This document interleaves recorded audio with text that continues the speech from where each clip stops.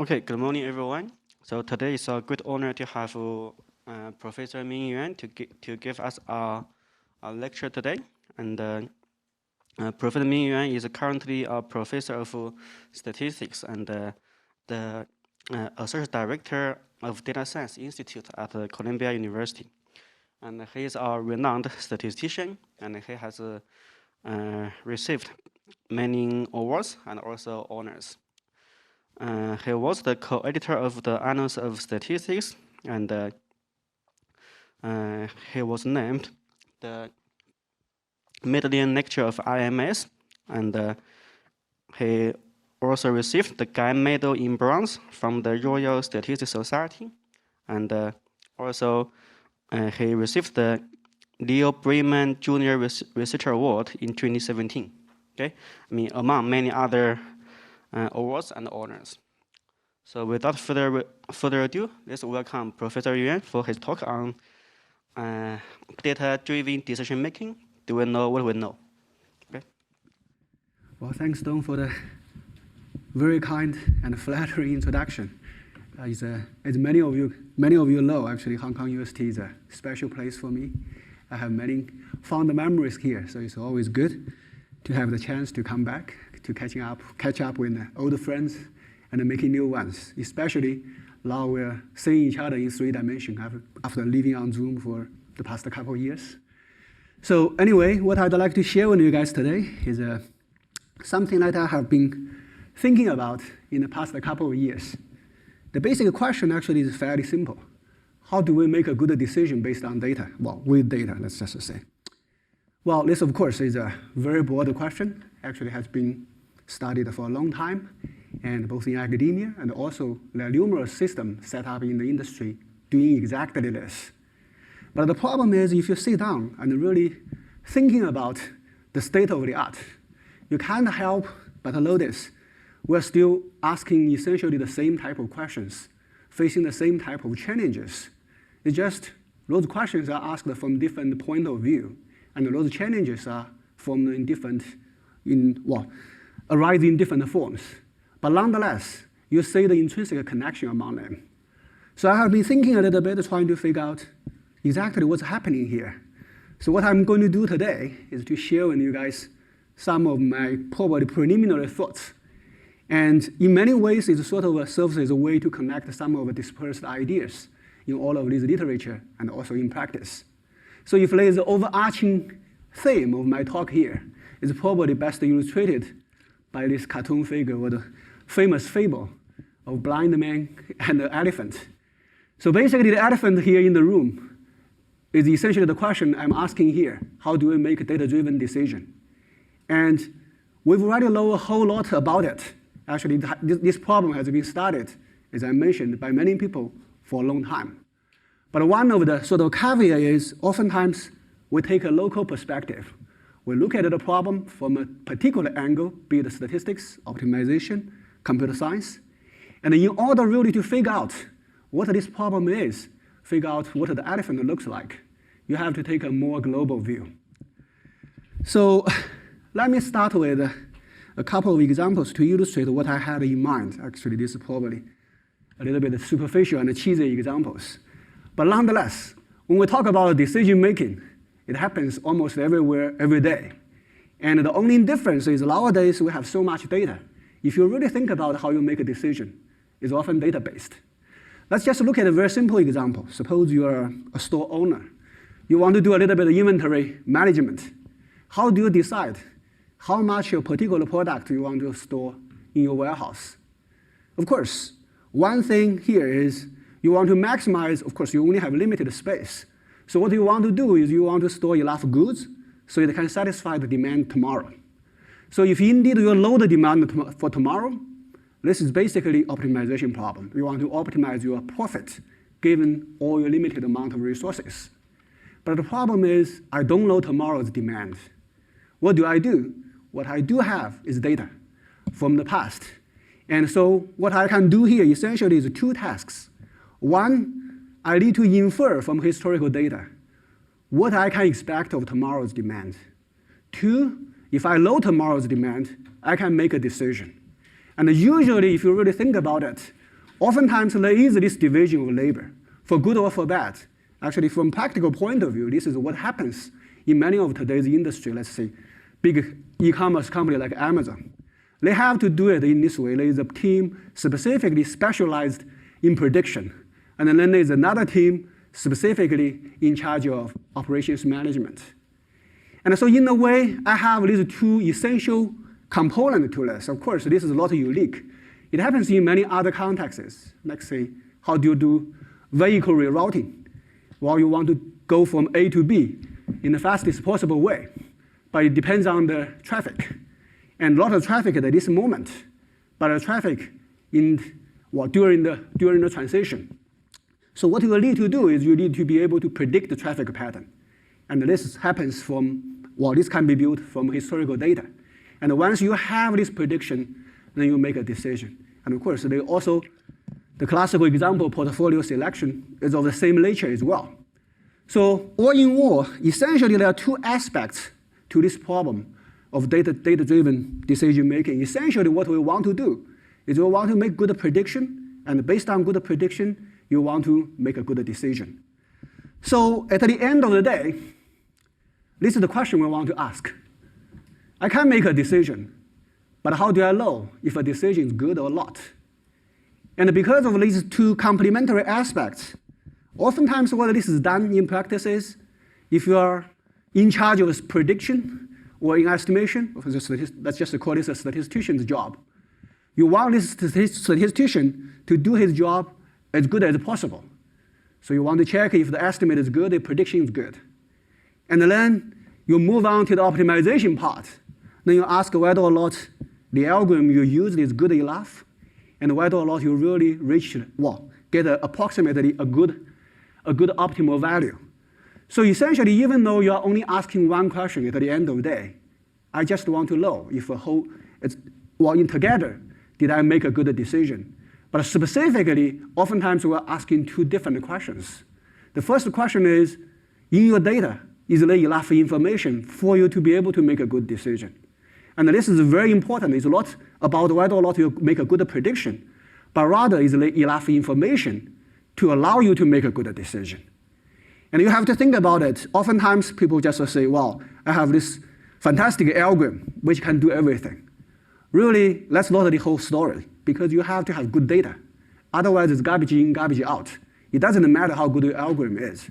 So you have to be able to quantify whether or not you have enough information to make a good decision.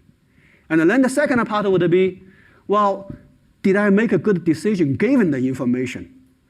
And this is different from saying make an overall good decision, because if your data is not good enough, it doesn't mean you cannot do anything about it. Basically, you are given a data set. I want to know if I'm using the information to the fullest extent. So these are basically the questions I'm considering here. Of course, these are a little bit abstract.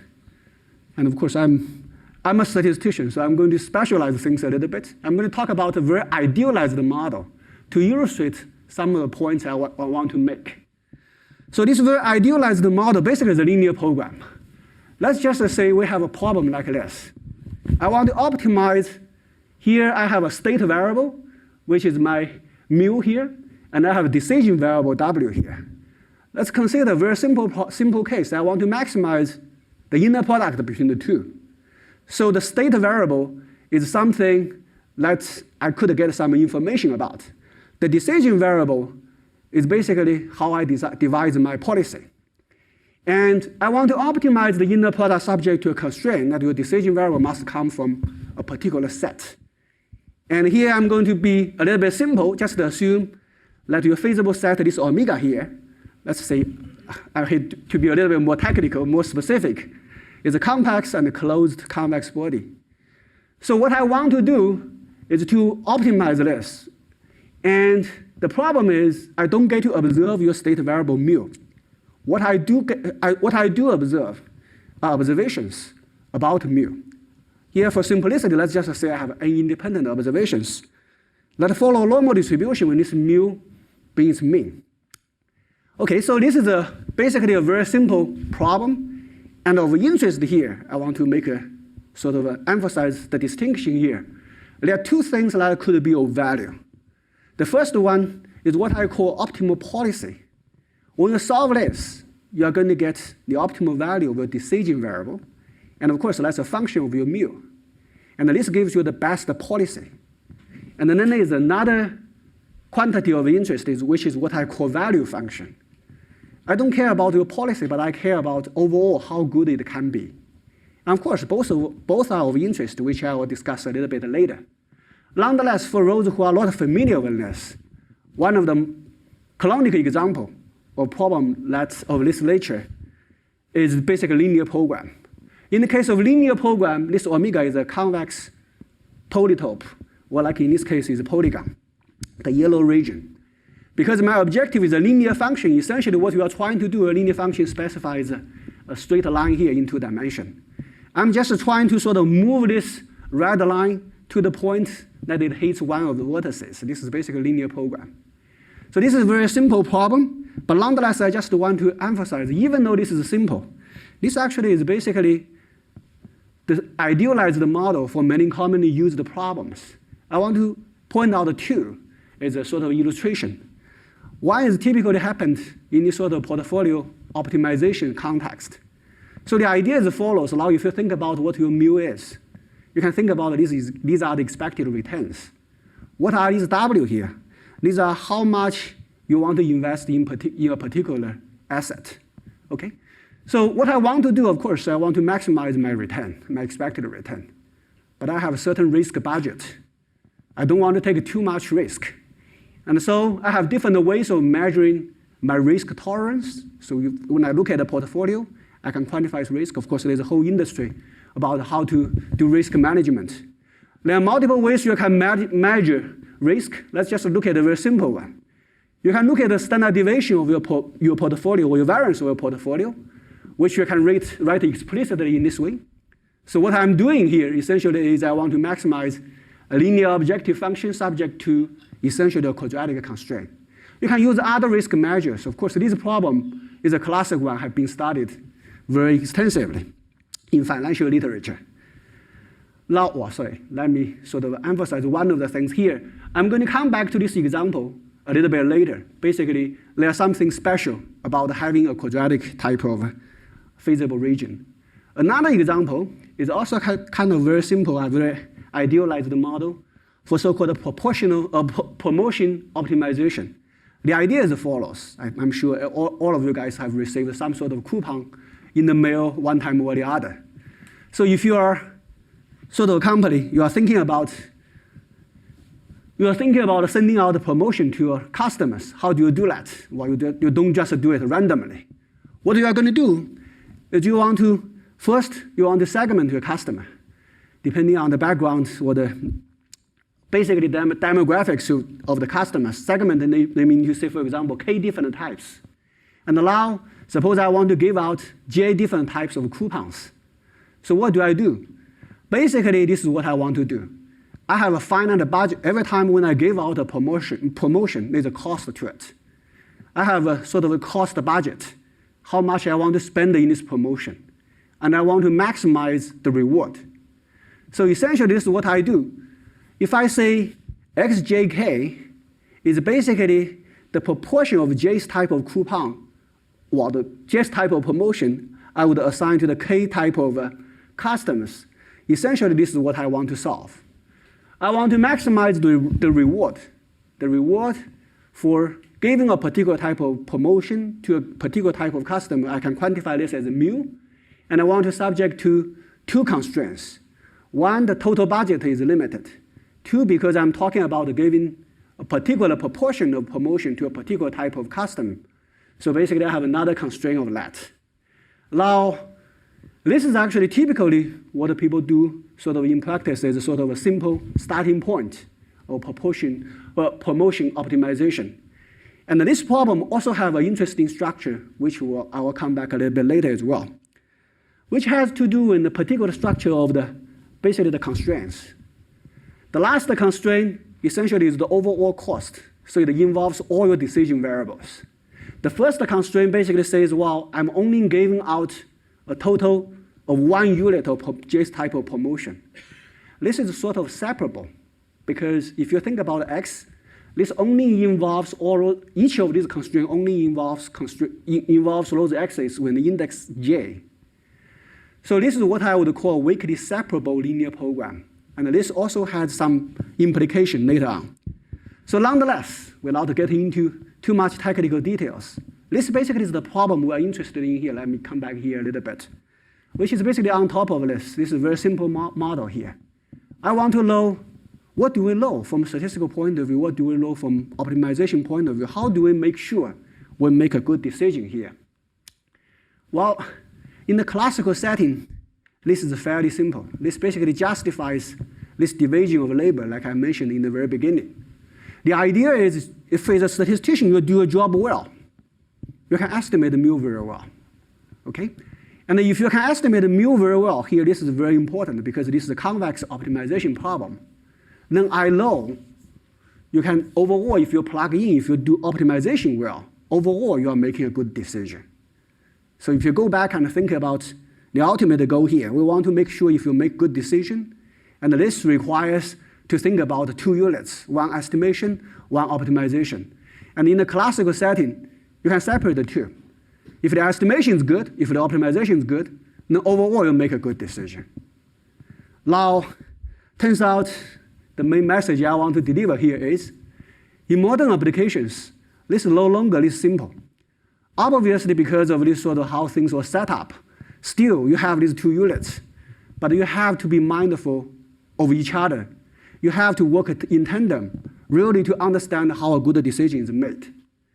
I want to use a very simple example to illustrate basically the main points I try to sort of deliver here. Let's look at a very simple optimization setting where, because I'm looking at the linear optimization, everything actually boils down to the feasible set here. Let's say my feasible set is just a unit ball, okay? And this, of course, is a very trivial problem because in the sense that I can solve it explicitly.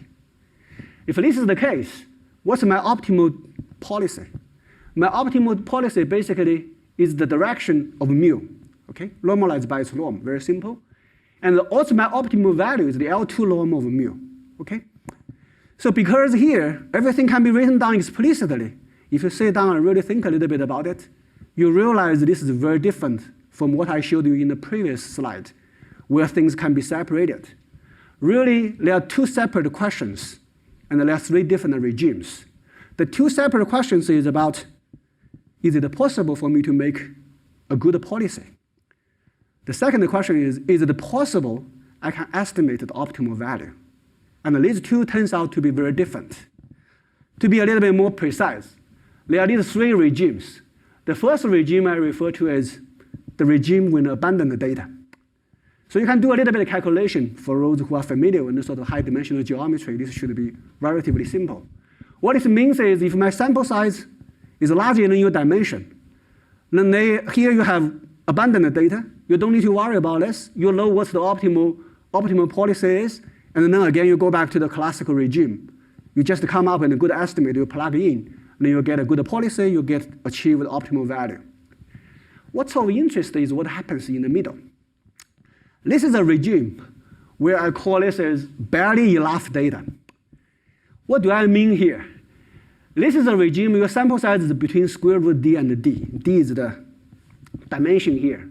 Is how many dimensions this W or mu have. So here in this particular regime, I can do one thing, but not the other. The one thing I can do is I can estimate your value function. And of course, this is very important because in practice, I want to know if you want to invest, of course, if data is not enough, I can go ahead and collect more data. But you need to know if I spend the money collecting more data, is that worth it? So you need to know what's the optimal value this one is. And because of explicit form, you can compute it out. Actually, I can get a very good estimate of it. And this is a consistent estimate as long as your sample size is greater than square root d. But turns out that this is also the regime you can show. There's low hope of having an optimal policy estimate.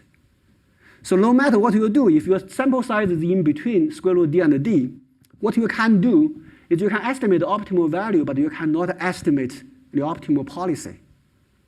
So this is a regime basically, well, if you want to think in the practical sense, this is what happens here. Your data is not enough, but you need to make a decision if it's worth collecting more data. In this case, you want to estimate the optimal value and then decide, do a cost analysis, decide if you want to go ahead and collect more data.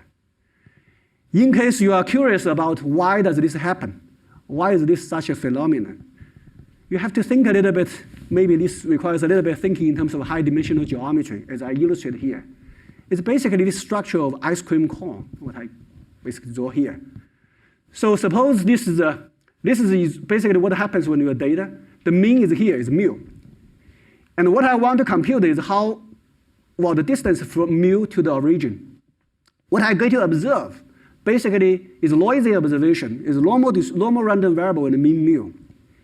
And this means basically what we are observing is on this unit sphere. Because of the high-dimensional geometry, so because of this sort of concentration measure, something a little bit weird happened. And this weird thing basically is, if you look at the random variable with the mean mu in high dimension, they're going to be concentrated around this equator.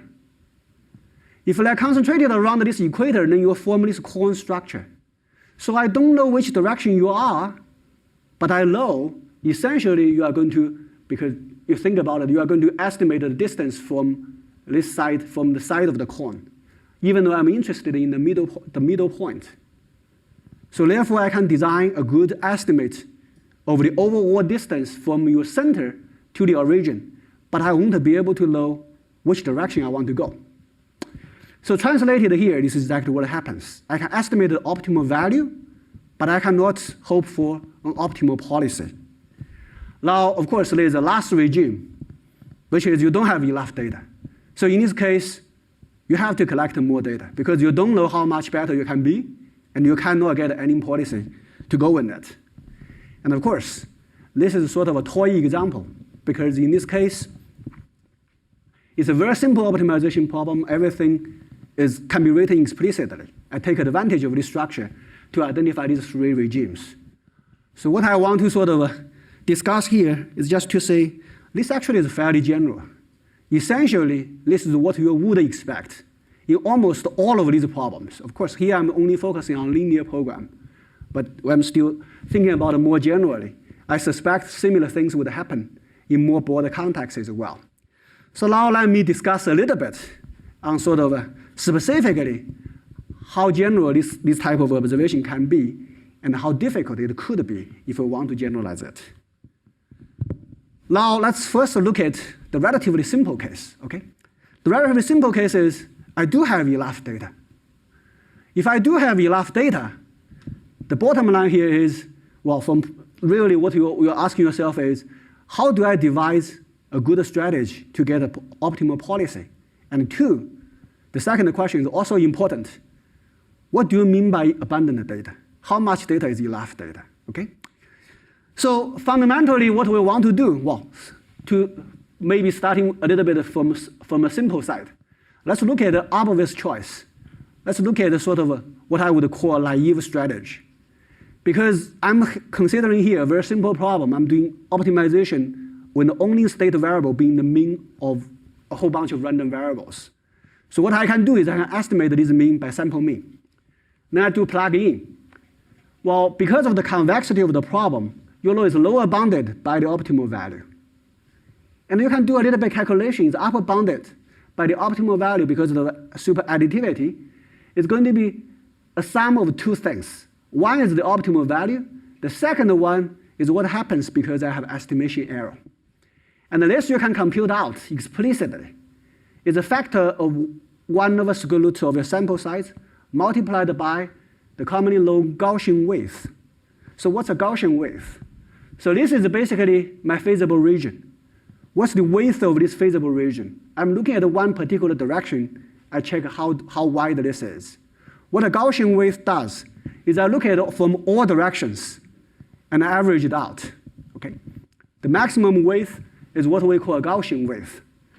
This actually is a very useful notion both in geometry and also in high-dimensional probability. Nonetheless, the point here, I'm just giving you a few examples, that the Gaussian width for many of the commonly known convex sets can be computed out explicitly. One of the things I want to emphasize a little bit is here. You can think about the previous example, what I gave you, feasible region is L2 ball. You can think about generically LP ball.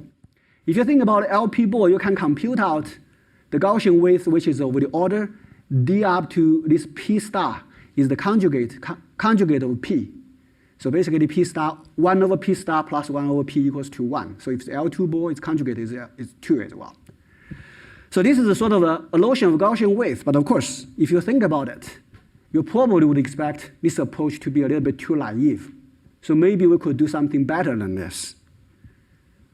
My first thing I want to emphasize is maybe you can, but you cannot be too much better. The idea is as follows. Again, this is my naive estimate. I know my naive estimate has an error of this order. What this means basically is I have a consistency policy as long as if this guy goes to 0. This guy goes to 0 means I need a sample size which is greater than the squared Gaussian width of your omega here. Okay? And what you can say is the converse is true. If your sample size is of order smaller than the squared Gaussian width, you cannot hope for any consistent policy. So here, this is the sample size. In a way, this is the optimal sample complexity. So how many samples you would need for you to be able to make a good decision is basically the squared Gaussian width of that set. Of course, there are some regularity conditions about this convex set, but nonetheless, it's fairly general. So this is squared Gaussian width. Just to give you one example, if you look at LP ball, what this means is, sorry, actually I'm missing a 2 here. This should be d up to 2 divided by p star because it's a squared Gaussian width. But nonetheless, this of course just shows this is a more general result. Well, has the L2 ball I showed you earlier as a special case. Now, one point I want to make here is this is to make sure you estimate at a true value. The difference goes to 0. Sometimes I'm not so much interested in the absolute difference, but I might be interested in the relative difference. Why is this the case? Let's just say I'm interested in the L2 norm of your mu. Mu is a d-dimensional vector. If each one of them is 1, then basically the L2 norm is square root d. So meaning that your value function can be very large. So oftentimes I want to adjust for that. I don't necessarily need the difference between these two to be small, but I need the ratio to be close to 1. And you do a little bit calculation, and you realize something very interesting happens. If you do have this sort of LP ball situation, in order to get a relative consistency, you only need a finite amount of sample. So this actually is somewhat surprising. What this shows essentially is high-dimensional optimization, high-dimensional decision-making is not always as hard as you would think. It really depends on what your criteria is. If you want to, for example, for this case, if you want to estimate LP norm in terms of relative error, you just need a constant number of samples, very small sample, or like people often refer to as a large scale, small data observation. That's not totally infeasible as people would think. It all depends on what your objective is.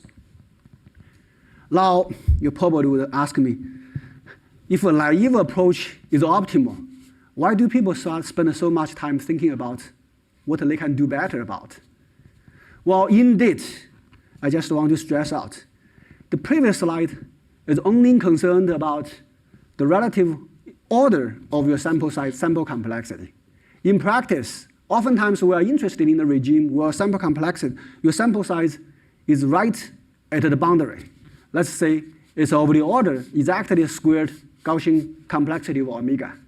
In those cases, you have many opportunities of improving your naive policy. Here I just want to highlight 3 very important thoughts or ideas in doing this. The first idea is a statistician's solution. The idea is basically shrinkage. You probably wonder how shrinkage works. It's basically the bias and the variance trade-off. I estimate everything by 0. You may think this is a dumb estimate. But in a way, sometimes this could be a better estimate. It depends on, 1, of course, whether or not your truth is close to 0. 2, it depends on the variance of your estimate. So this is basically the idea of shrinkage. So from a statistical point of view, I guess the point is, I want to get a good estimate. If I can get a good estimate, hopefully I can get an overall good policy. Now the second approach is optimizer approach. Forget about the estimation. I've already got an estimate from a statistician's team. I want to optimize it. So how do I do it? As I mentioned, the complexity, this is actually a very important thing, important message you can get from the previous slide, previous discussion. The complexity or the quality of your estimate depends on how complex your feasible region is, okay? Obviously, the bigger the region, the more difficult for the estimation, for the optimization. So what I can do, oftentimes this is what people would ask is whether optimized is optimal, or if I should impose run constraints. The idea actually can also be illustrated very simply by this figure here. I want to optimize over omega, but maybe that's not what you want to do because that's too big a region. Let's shrink this region. This is what happens if you impose a run constraint. I optimize over a small region. I introduce bias, but then again, just like from a statistical point of view, I reduce variance. So this is the second class of thoughts. The last one probably is more popular nowadays. You try to sort of combine the two. And the idea of combining the two essentially is I want to change my objective function to a certain sense. How do I change my objective function? So this is oftentimes, for example, one very common idea is the so-called distributional robust optimization. The idea is as follows. The statistical team supplied me an estimate.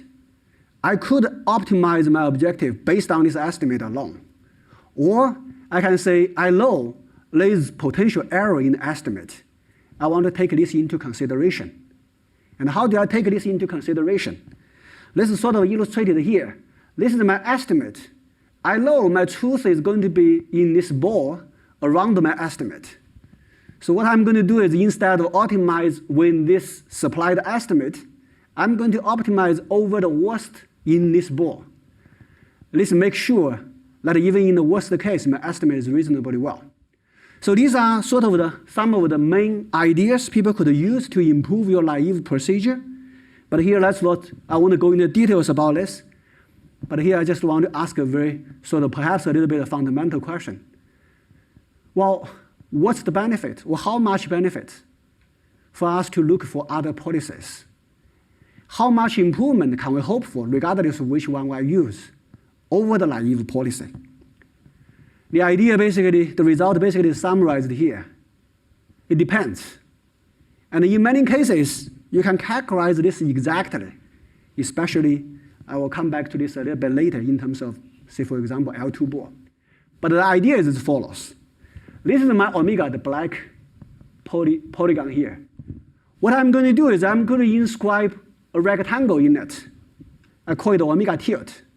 I look for the largest rectangle I can inscribe in this convex set. This basically is the result you can derive.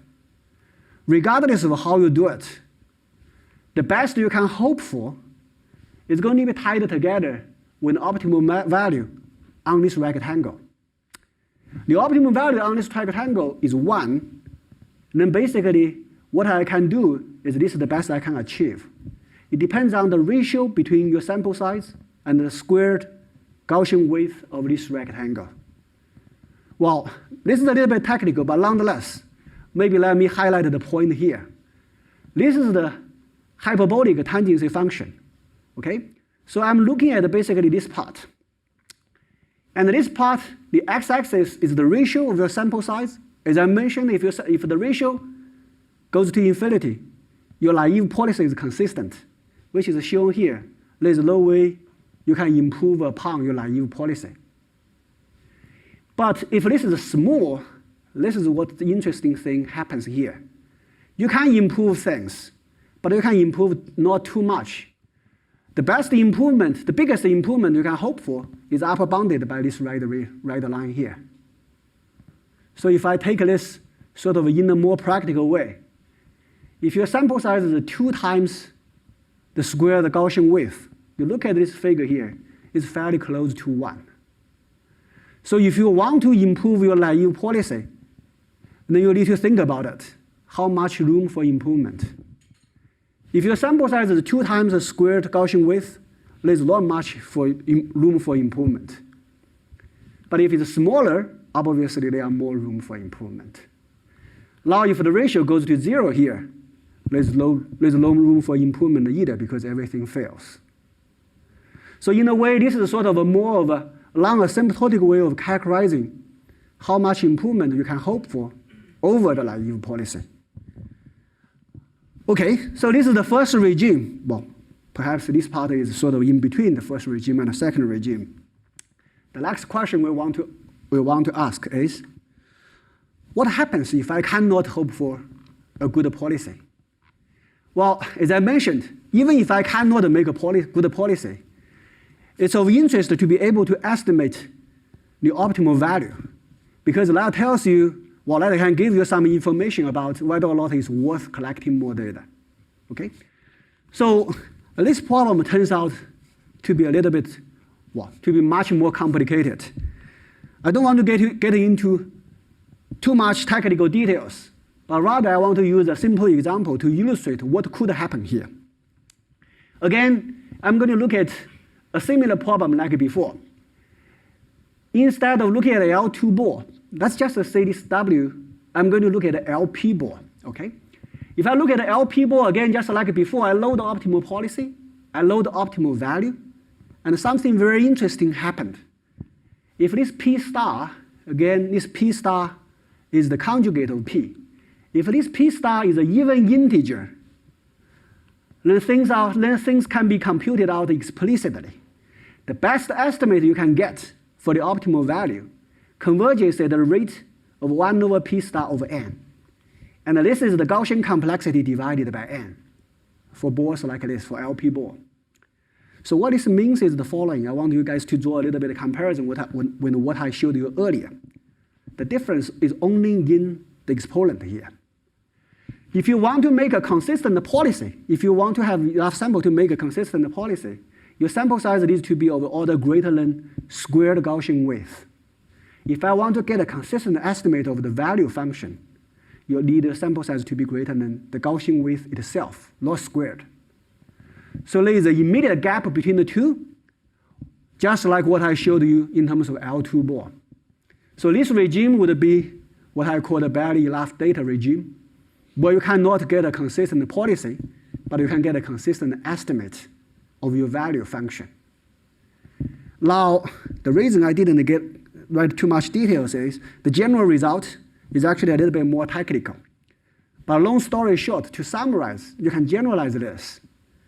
But the generalization of this turns out to be very much related to LP ball.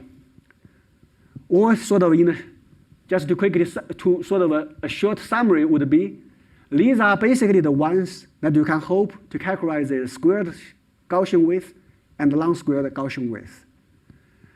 Basically, what you want is if your value function is more or less can be characterized by the so-called sum of squared polynomials, then you will always have this gap, and that can be characterized by Gaussian width and a squared Gaussian width. For those who are familiar with sort of convex optimization, you are probably aware this sort of sum of squared polynomials. Now is sort of one of the more popular, more well-studied, more intensively studied way of describing high-dimensional convex set. But nonetheless, that's a little bit too technical, so I won't go into the details. But nonetheless, this is to say, for a general class of optimization problems, of course, this requires you to understand the structure of the optimization, because that's essentially characterized by the shape of omega.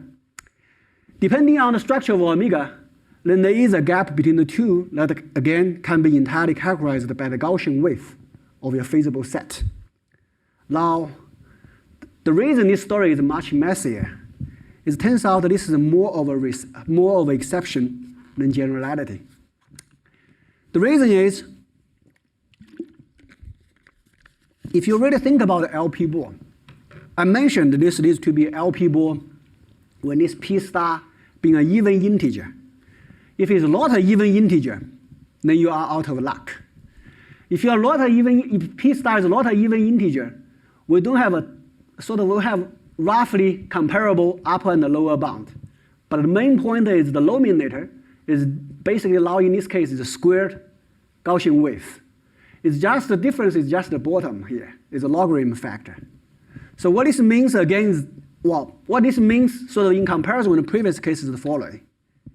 If you don't have an LP ball with the P being an even integer, you still have this gap where you can estimate the value function, but you cannot hope for consistent policy. But the gap is going to be much, much smaller. In the previous case, the gap would be Gaussian width and squared Gaussian width. Here would be squared Gaussian width and squared Gaussian width divided by a logarithmic factor of your, basically in this case is dimensionality. And this is in the case of LP ball. But nonetheless, this sort of, in a way, is sort of encouraging message. Still you have these three regimes. Now you probably, well, I guess the next question one would ask is, all of this seems to require a lot of understanding about your omega, in the sense that you need to know exactly what your value function is. Right? I'm talking about just the LP ball. This is the simplest case. So in general, how do I do this? In general, of course, things become much harder. In general, what you want to do in a smooth case, like I showed in the previous slide, if you have LP ball and P being even integer, there are a lot of things you could do. But the main challenge comes to these ones. In general, if there are a lot very smooth manifolds, or very smooth convex set, what can I do here?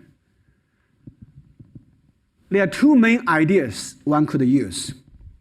The very first idea has to do with smoothing. Actually, this is quite commonly used in optimization, or in stochastic optimization, but sort of for very different reasons. So what you do, basically you have to think about why in the case when P is not even integer, things become so hard. Let's think about linear program, okay? Suppose this is your, sorry, the figure, the quality is not very good.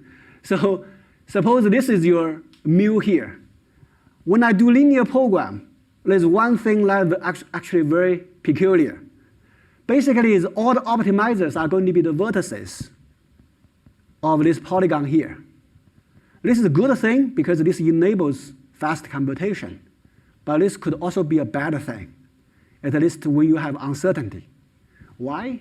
Because if I change this a little bit, then maybe your optimizer, your optimal policy would all of a sudden change from this vertex to this vertex. This is exactly why you cannot get a consistent estimate of your policy, because it changes so fast. Now, how do I overcome this problem? Well, the idea basically is I do a little bit smoothing. So what do I do? What do I mean by doing smoothing? I compute, for example, this is my mu. I add a little bit of noise so that my mu is in this ellipsoid. And for each one of them, I can compute its optimal policy. And then I average it out. Of course, for each one of them, the optimizer is going to be one of these vertices. Now, because I have a whole bunch of them, I can compute what's the probability that each one of these vertices will be chosen. So in average, what I get is going to be a convex combination of all these vertices. So instead of having, by smoothing it out, instead of saying that my optimizer is here, I'm going to supply optimizer somewhere inside the interior of your feasible set. And this makes things more stable. And this is exactly, well, of course, for different reasons. Again, like I mentioned, this is a commonly used technique in stochastic optimization. To put it more precisely, this is what happens. I want to compute V, right? Instead of computing V of mu, what I'm going to do, I'm going to compute the expectations taken over Z.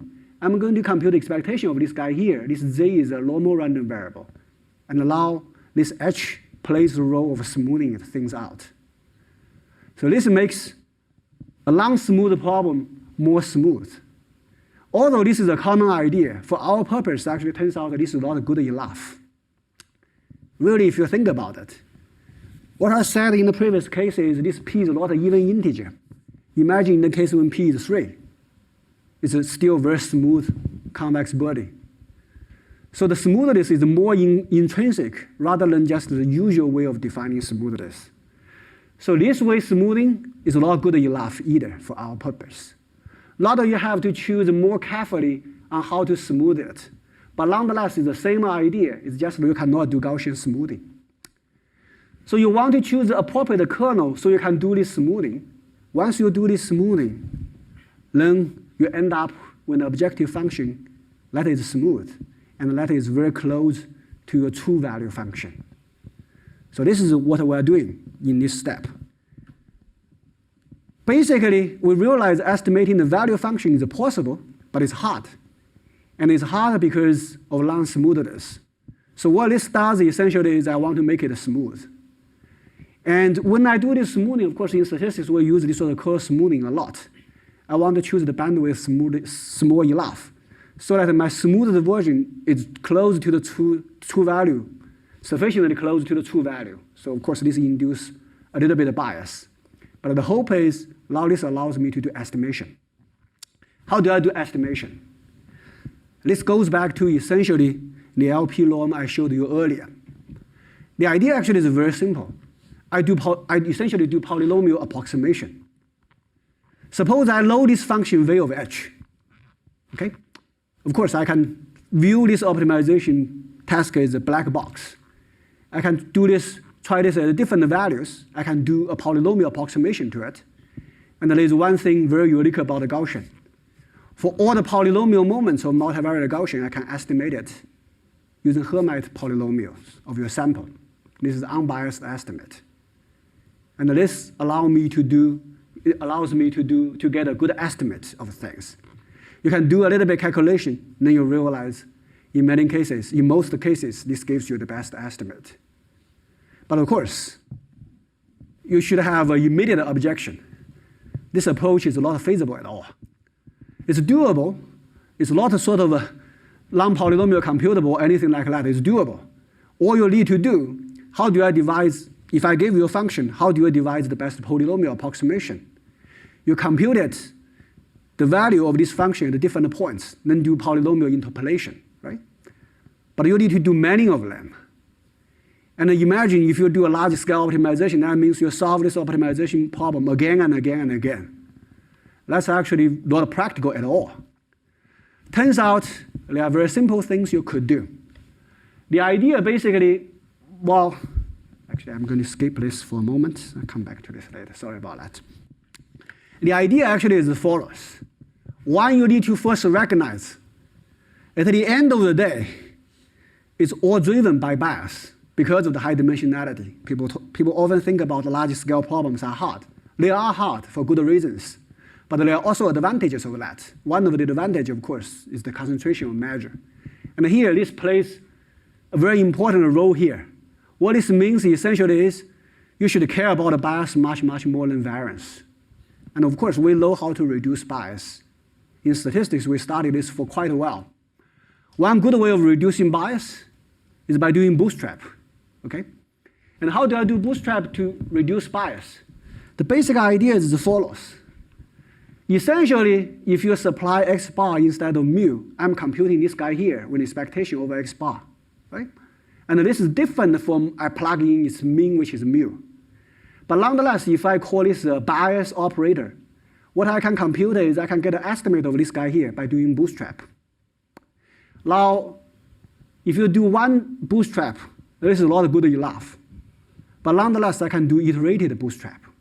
The idea essentially is to think about this v of h basically is an operator like this. You do Newman series. And each of this term is just to do bootstrap k times. So in doing this, you don't need to solve the optimization problem many, many times. You only need to do this if you want to do k bootstrap chain with, well, iterated bootstrap k times. Then basically you only need to solve it k plus 1 times. So this becomes much more feasible.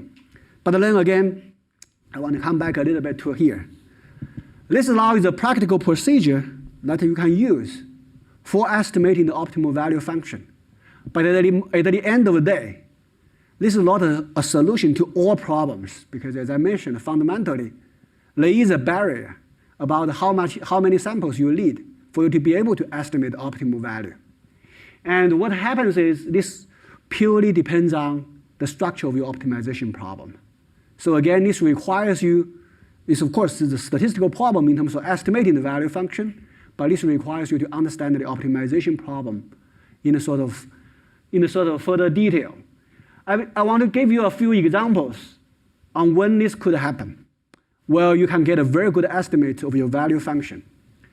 The first one is a so-called separable case.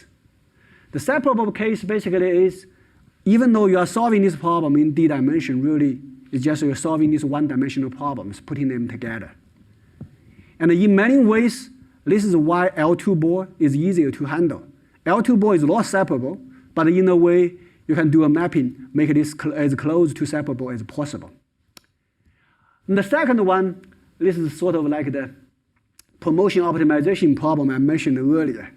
It's a weakly separable problem, and we can look at the general separable problem. What this means is, well, your value function, again, depends on all of these inputs, but it can be written as a sum of a whole bunch of smaller functions depending on a smaller number of coordinates, in which case, again, you can get a very good estimate.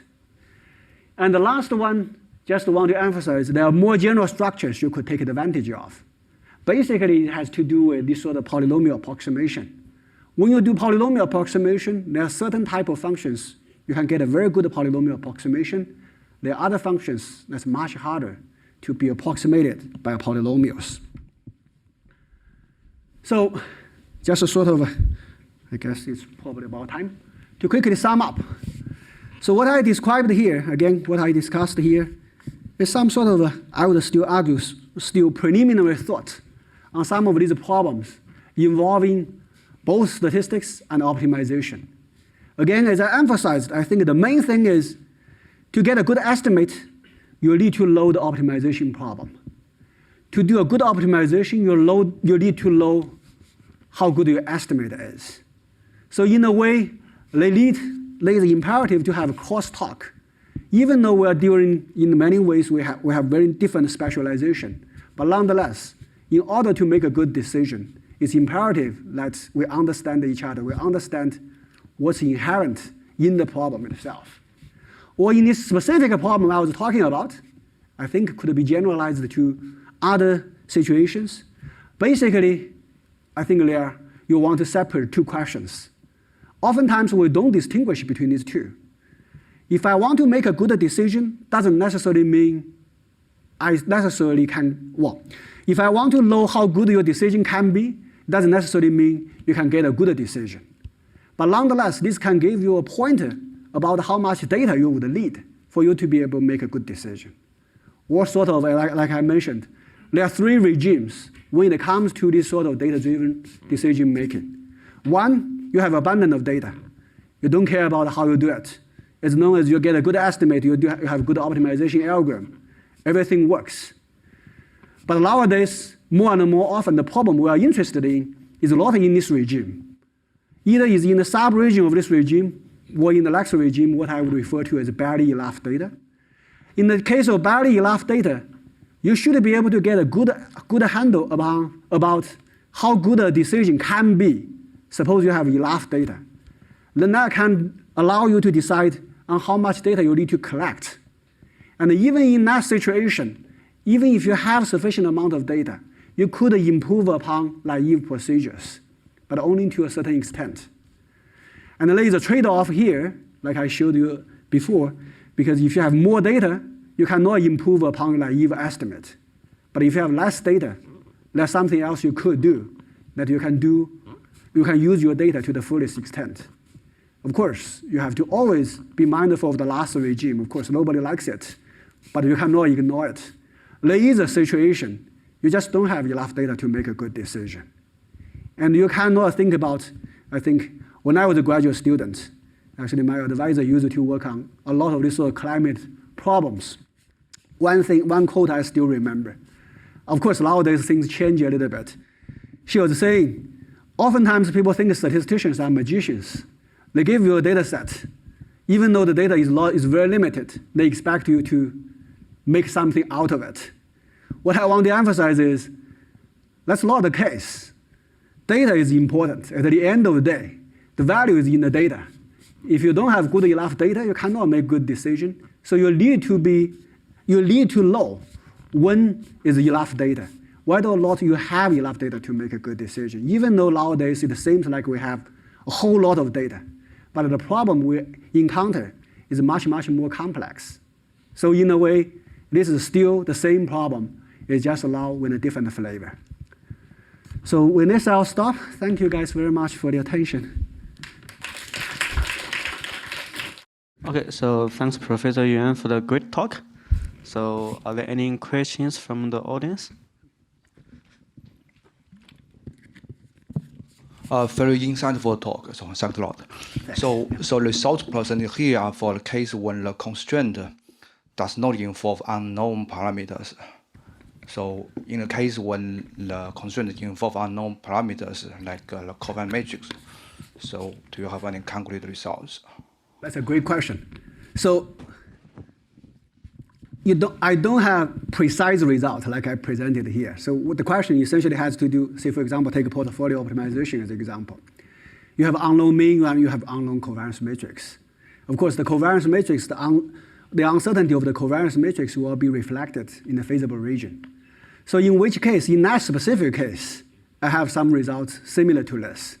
But more generally, so essentially, if you want to formulate this problem, more generally is if you don't know omega, but you only get an omega hat, that problem ever tends to be much harder. Because one of the key differences here is it depends on how you measure the difference between omega and omega hat.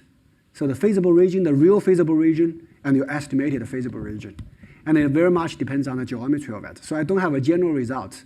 Like here, I can just say omega is a convex body, and that's good enough. But in general, you cannot say that. Specifically to your question about the covariance matrix, if you use the covariance matrix in the context of, say, for example, portfolio optimization, when the variance is sort of the feasible region, then there is comparable result like what I presented here. But if you use other risk measure, let's say value at risk, then I don't have similar type of result.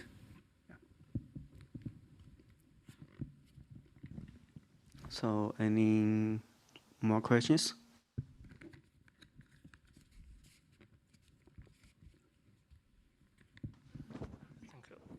Sorry if I ask a stupid question. I apologize first because I'm not an expert in this. Like when you talk about the perturb optimization, like when you say, okay, if it's like the data is a little bit different or kind of a little bit different, then probably the optimal point is like quickly switch to another point. And that is bad because, well, we don't want that, as that's what you claim. But I thought that, well, in a very elementary statistics point of view, like when we do L1 optimization, it's like regularization. That is what we want, right? Because like we want to shrink the variables so that, well, things like are cleaner, and then some of the variables are become zero. That is something we want. And is that something between low dimension like statistics and high dimension like statistics, or is simply because I don't understand the problem? Sorry. That's a good question. Actually, you mentioned essentially L1 regularization. Yeah. I think there are some connection and there are some differences.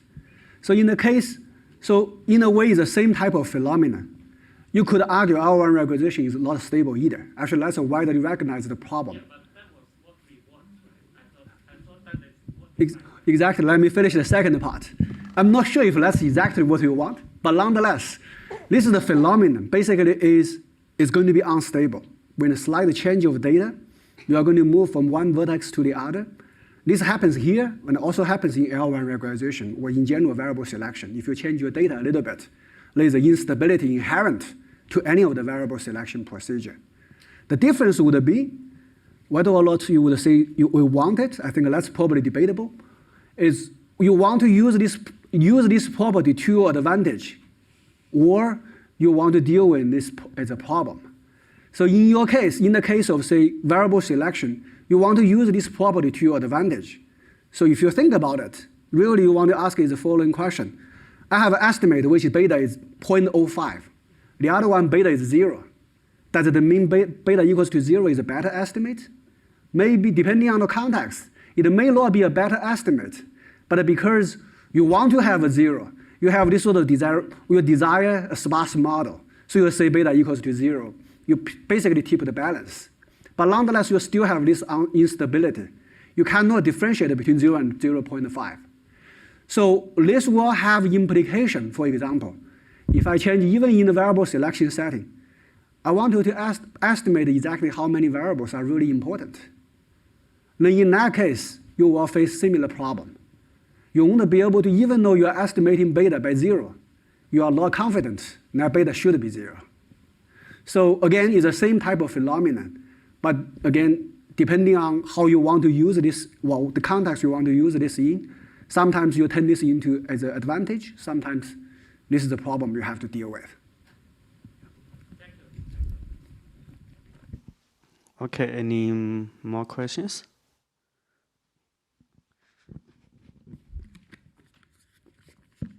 Hey, thank you for the interesting talk. I would like to ask about the mathematical model and the convex geometry. So could you please go back to the mathematical model? Like we need to optimize something like mu hat omega and in some constraint. Yes, Yeah. yes, here. Maybe a slice later, some slides later. The next one. Still the next one. Yeah, exactly this one. I want to ask about is that the bad thing for omega lies into the orthogonal complement of the mu for the optimal policy and optimal value, where you need to estimate it? Omega, let's. So my intuitive thinking is about when omega lies in the orthogonal complement of mu, then the maximum size is not changed, right? Well, that's 0, right? If omega is orthogonal to yes, mu. maybe yes, but anyway, it does not change.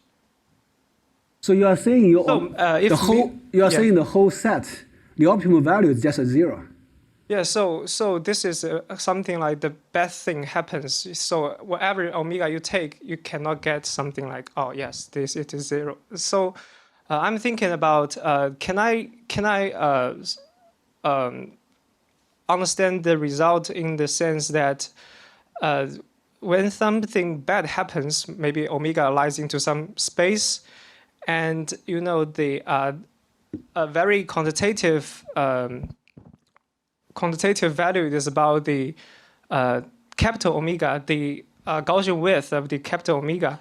So it actually quantifies the convex geometry or something like the complexity of the feasible set. So when the feasible set intersects with the bad space in a high probability, then you cannot get the probably the I think precise. If I understand your question correctly, I think what you are describing is more like probably a little bit related to Xinhua's question. So really here, what I'm treating this capital omega, this feasible set, as deterministic. Yes, I know. So in a way, I'm not sure how can this with high probability be orthogonal to mu, because everything is fixed. So in a way, this is sort of separated. There's low data. I'm just assuming I have perfect knowledge. How do I make a decision? In which case, it's just an optimization problem. There's low randomness. My question is about. So of course, this is deterministic, but the calculation of the Gaussian width or something like this is almost always based on probability. No, actually, Gaussian width is more of a geometric property. Yes, set. but it's just defined. It's defined through Gaussian, but really you don't need there's low randomness. There's low probability involved. Maybe can I ask you afterwards, after this talk? Sure. Yeah. Yes. Maybe I misunderstood your question, but nonetheless, yeah. Thank you.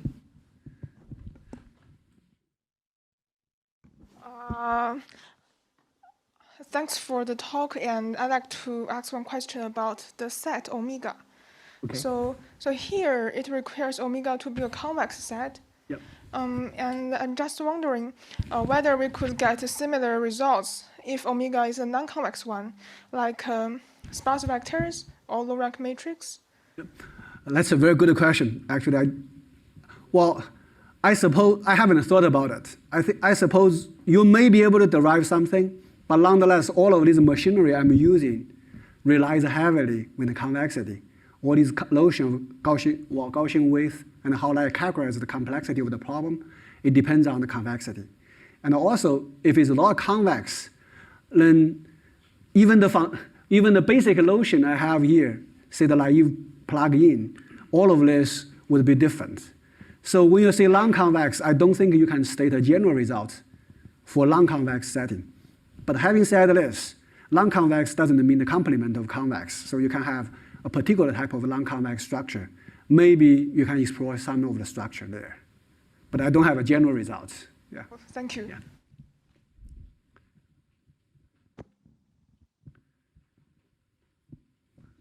Thank you for the wonderful talk. And I have a question on the policy and the estimation gap when your feasible region is a LP ball. Mm-hmm. When this P is not an integer, so there's a log gap.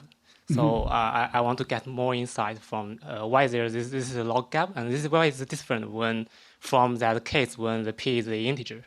Yeah, that's a very good question. Actually, this is I probably should have given more references, but estimating the LP norm of a normal mean actually has been well studied in recent years. I think starting with original work by Lemnowski probably 20 years ago. And they were the first one to observe that estimating, suppose you want to estimate LP ball when P being an integer, there is a difference when P is an even integer or when P is an odd integer. And later on this result, of course, there is a result by Tony Kai and Mark Lowe. Essentially, they focusing on the case when P equals to 1. And there are more general results more recently by Chepakov and his co-authors. So really, for estimating LP norm, that's a problem that have already been solved. So what I did here really is to take a slightly different perspective, because if you think about an LP ball, the idea is you can write it more explicitly. So take, for example, L1 ball as an example. It's basically a sum of all these absolute value of these coordinates. So the solution, even the later ones by Chepakov and others, amounts to estimate each one of them. Say the absolute value of mu1, absolute value of mu2, and so on and so forth. Because it's averaging, so you can trade off the bias and the variance. So this is for estimating LP ball. The reason here, I think what I was trying to say here is there's more geometric interpretation of this beyond the LP ball. Really what happens is you think about all this. I'm optimizing a linear objective function over a convex set. What this means is basically value function is a support function of a convex body. And this defines a general norm. And really, what I want to argue, as I mentioned very briefly about this idea of sum of squares, essentially it all has to do with the smoothness of the boundary of the unit ball. So it just so happens, if you think about L2 ball, this is a typical example. Look at its curvature, for example. If you look at its Gaussian curvature, it's constant over everywhere. So that makes things very nice. You can estimate the things very well. And for higher order even integer, it's the same thing. But now, if you want to do a contrast, if you think about L1 ball has a lot of corners. So it's not smooth. On the edge, it's actually fine. The curvature is 0. But once you have these kinks, then you will have difficulty. Of course, even if you have L3 ball, for example, it is smooth in the usual sense. But if you look harder enough, you realize it's still not smooth enough. That's why you end up with this log D factor. And it's also related to the question we discussed earlier, because fundamentally, non-smoothness will force you to make harder choices of choosing one vertex over the other. Thank you. Yeah.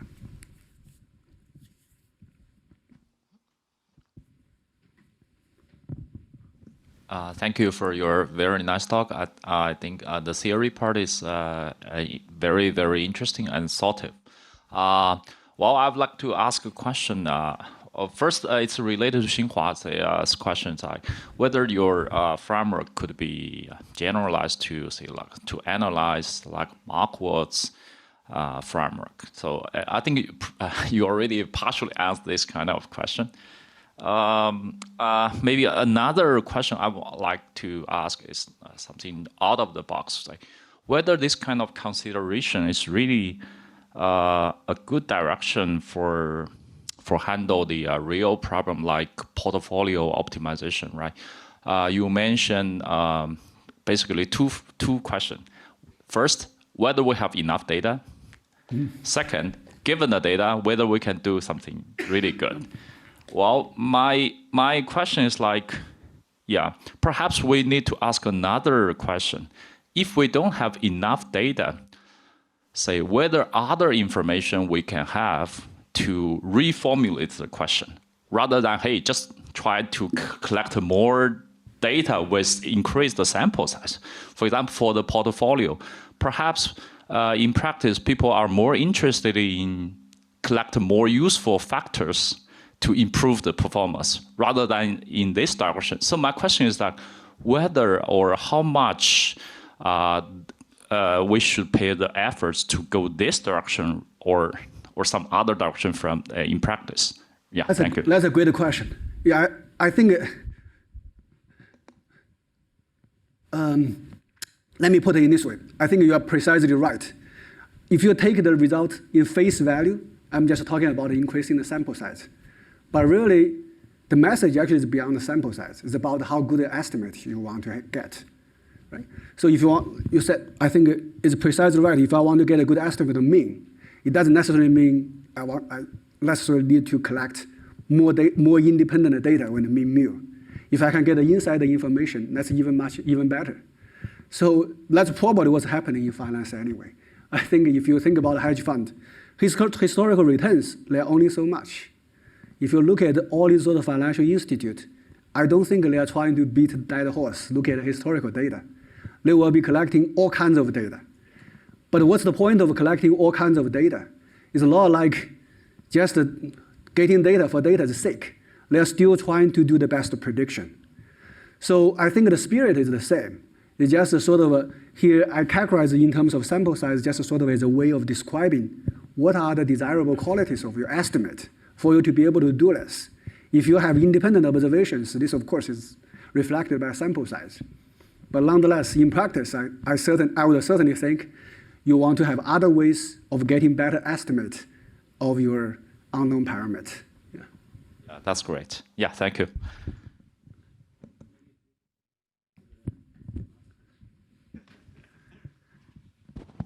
Okay. So I have maybe the last question, which is about, I mean, the general message of this talk, right, is that maybe the optimal estimate is optimal estimate of the policy is harder than the estimate of the value function, right?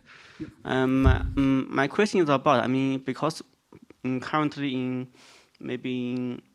in reinforcement learning, right, they also consider like the policy evaluation. So I'm wondering whether you think about maybe the difficulty of policy evaluation in this case. That's a good question. So that's the problem I haven't touched upon here, but we did look into a little bit into that. That's actually a separate problem. So really, if I want to take this in an abstract way, of course, to prove mathematics, you need to have a more precise framework. But the take-home message is exactly like you mentioned. This is what happens. You want to first, if from practical point of view, if you want to take this as sort of more practical guideline, you want to estimate the value function. Then you want to have your policy. Then you want to look at the difference between the two.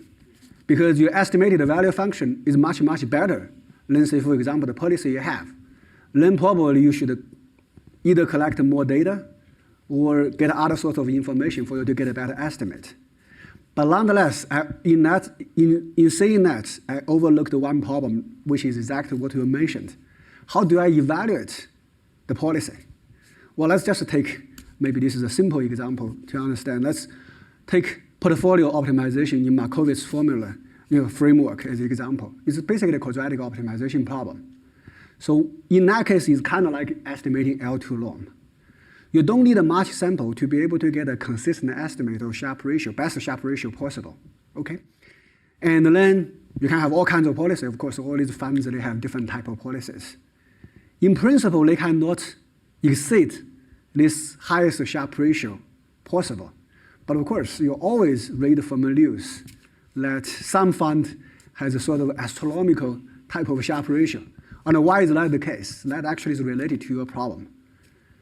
Just think about if you gave me a policy, how do I know?